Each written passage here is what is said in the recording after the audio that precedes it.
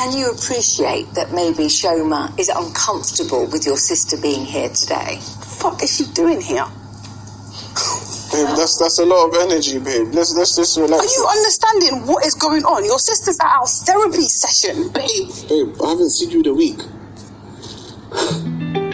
What do you think?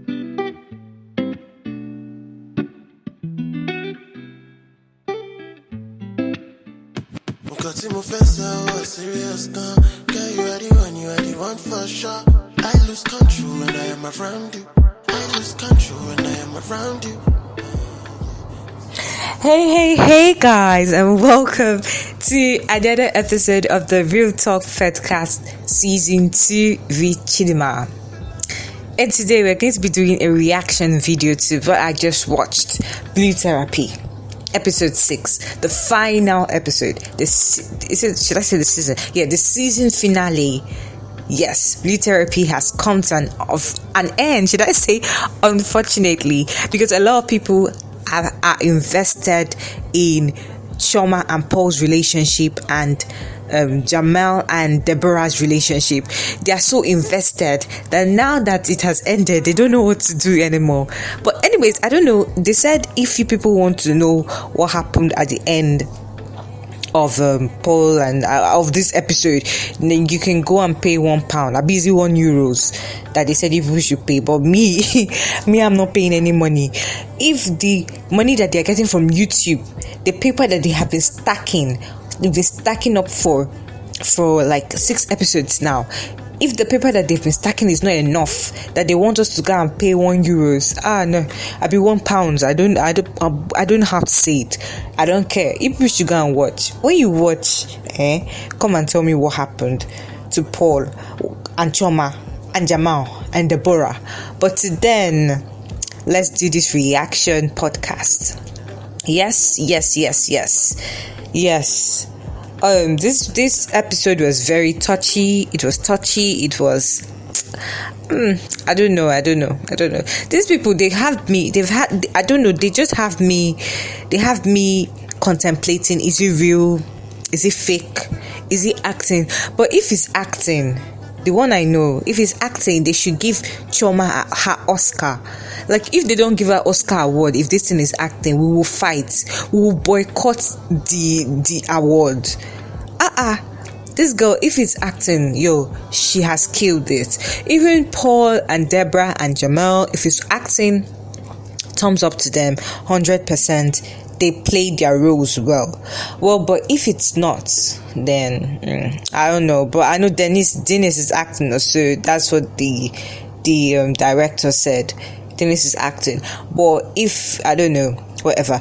But I don't even really care that it's an act or whether it's real, because a lot of couples around the world can relate to the situation going on in Paul and Choma's relationship and Jamal and Deborah's relationship. So yes, let's say it's relatable.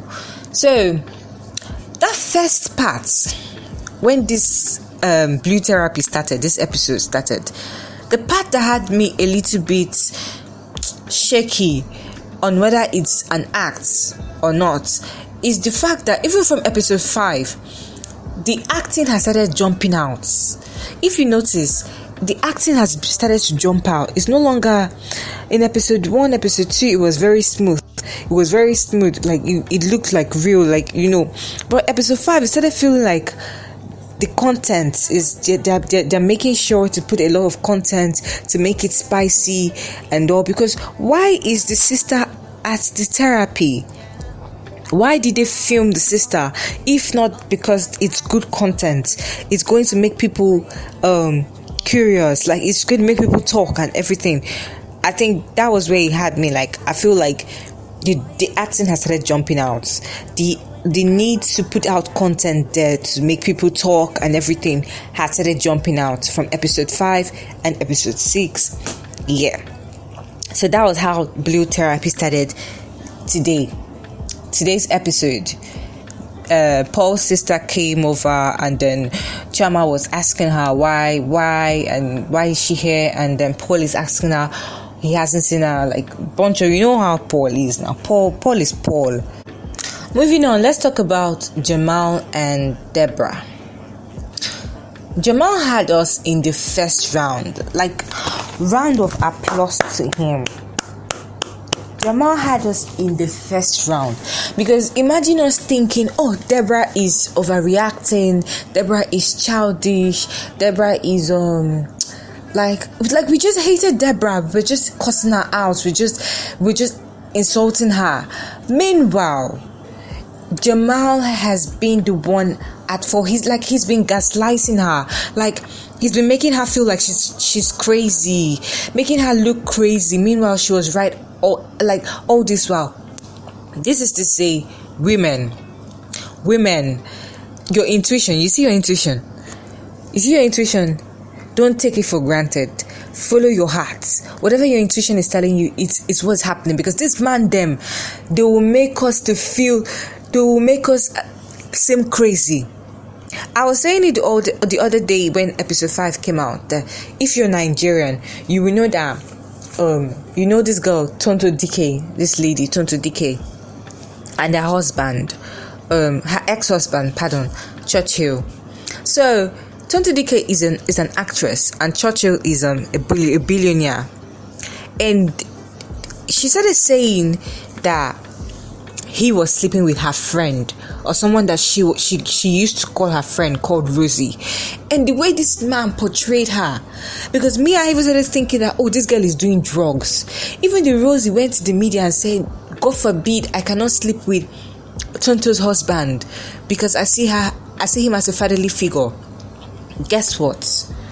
3 years later, Rosie is pregnant for Tonto's husband. So this means all this while Tonto has been correct, and we've been seeing her as crazy. That's what they do. That's what these men do. That's what this man them do. They will make you feel crazy. They will make you seem like you're crazy. You see, these men, it's not me that they will run mad. I cannot run mad because of any man. They will make you feel like you're crazy. The way they will gaslight you. You know that they are cheating, but you cannot just place a finger on it. Be careful there. Be careful out there, girls. Like, keep your eyes open. You see your eyes, shine it. Koro. Shine your goddamn eyes. I'm so disappointed in Jamal, and I'm so disappointed that he had me in the first round. But easily, he had everybody in the first round. And I stand Deborah. She knows she's a queen. She knows what she wants. She doesn't take nonsense. I even prefer Deborah to Choma. All these things that Choma is doing, all this nonsense she's tolerating because of man. Deborah, I aspire to be like her. Let me not even make him out too much because I'm a softie. I'm not like Deborah. Me, I'm very soft. But I stand Deborah. She's a queen. She knows what she wants. And even the way he came out to say, see Jamal, mister, I don't stop her. Did I stop her? See Jamal, mister, did I stop her? Certainly cannot even make a full sentence. Talk to her. Open your mouth and talk to her. Tell her you cheated. You cheated, man. You slept with your ex. And she has been right all this while. He dragged her all the way to therapy just to make a fool of her. So disrespectful. Imagine the effrontery. He dragged her all the way to therapy. She came to therapy thinking, oh, we're coming to fix our issues, only to come to therapy to be made a fool of. And I feel so bad for her. Okay.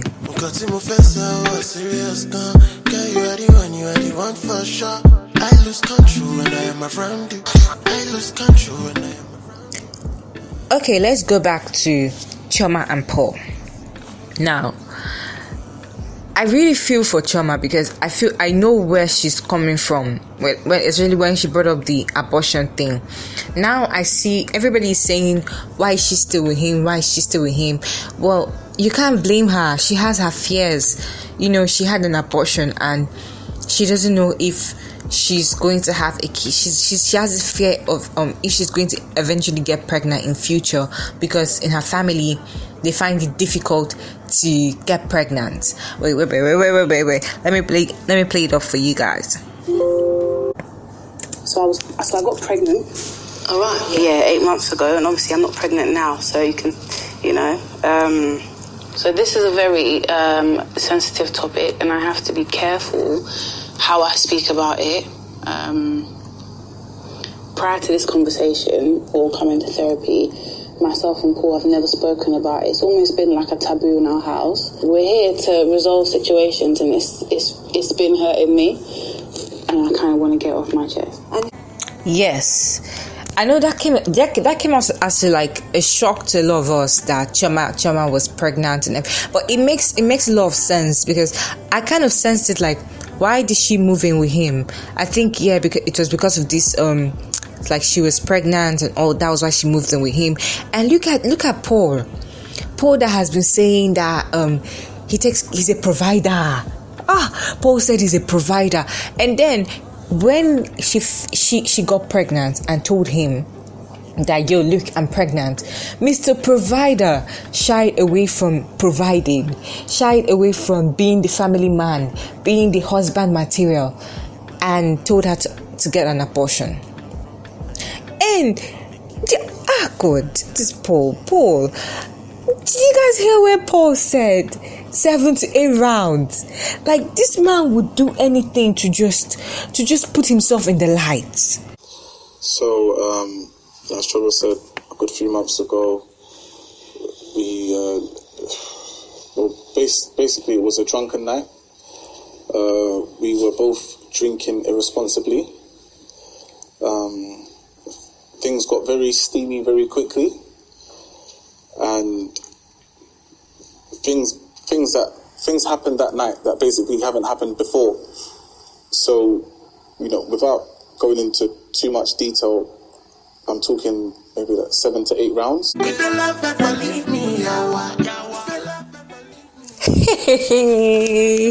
Hey God, did you hear that? 7 to 8 rounds. This guy doesn't have sense. Hey, this guy doesn't have sense. He always takes every single little opportunity to put himself out there. Why are you telling us so unnecessary? So unnecessary. And you know what? Prior to this episode, because I had to go back and watch Backchat London to understand why Paul's sister doesn't like Chioma. And I get it, because when I watched it, Chioma is rude, Chioma is a bully, Chioma is a pick-me. That was what I noticed here from Backchat London. And I can't really blame, Paul's sister for not really liking her, because I didn't like her in Backchat London. And even when I was watching it, I was like, oh, this is karma trying to show this girl Shege, trying to do payback for what she has, like her nonsense attitude, or maybe she has changed, nobody can tell, but whatever. Now the thing is, I feel Paul has issues. I also feel Chioma has issues too, and now that she has talked about this abortion thing, I don't want them to go their separate ways, because I know where she's coming from, because it can be quite scary, because she's saying now that in her family line they have difficulties giving birth, and Chioma obviously wants to carry a baby, and she wants to have a child and everything, and she doesn't want it to be like, oh, when she leaves him, that's what I think, when she leaves him and like she can't get a child, now she's stuck with another man, and that kind of thing. You guys know where I'm coming from. So I don't blame her. I really hope it works out for Chioma and Paul. I wish them the very best. Paul smells of rotten toxic masculinity. He reeks. He smells of toxic masculinity. Like, he's a proper African Nigerian man. Let me just limit it to Nigerian man, because I'm Nigerian. Paul is a proper Nigerian man. baby girl, you run my verb. Never ever leave me lonely. Never let me go. Don't make it harder. Girl, you mash up my mind. When we're making love from behind her, making me want to Okay, now so let's take it back to Deborah and Jamal. Let's leave Paul and Choma